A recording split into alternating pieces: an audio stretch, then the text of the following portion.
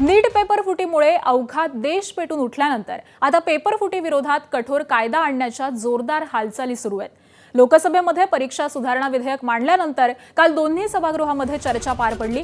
विधेयकावरून सत्ताधारी आणि विरोधकांमध्ये जोरदार खडाजंगी पाहायला मिळाली।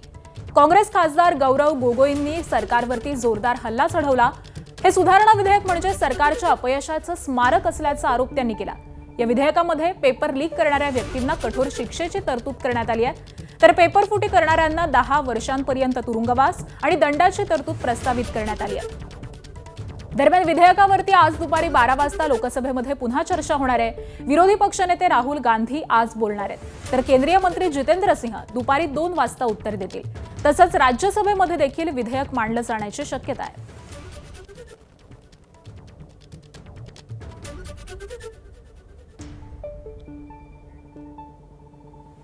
आणि नीट पेपर फुटी प्रकरणामध्ये सीबीआयनं 13 आरोपींविरोधात आरोपपत्र दाखल केलंय।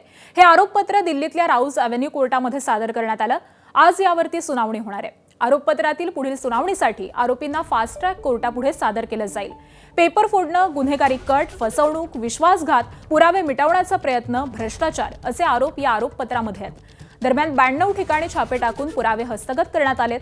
मोबाईल, लॅपटॉप असे दस्तावेज जप्त करण्यात आलेत। बँक खाते, लॉकर, डीमॅट खाती फ्रीज करण्यात आलेली आहेत, तर दलालांची ओळख पटवून कारवाई करण्यात आली आहे। 360 साक्षीदार, 422 दस्तावेज आणि 43 पुरावे तपासण्यात आलेले आहेत, असं आरोपपत्रात म्हटलंय।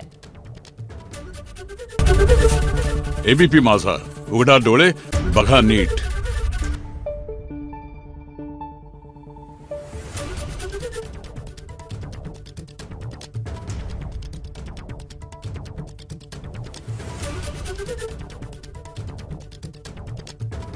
Thank you.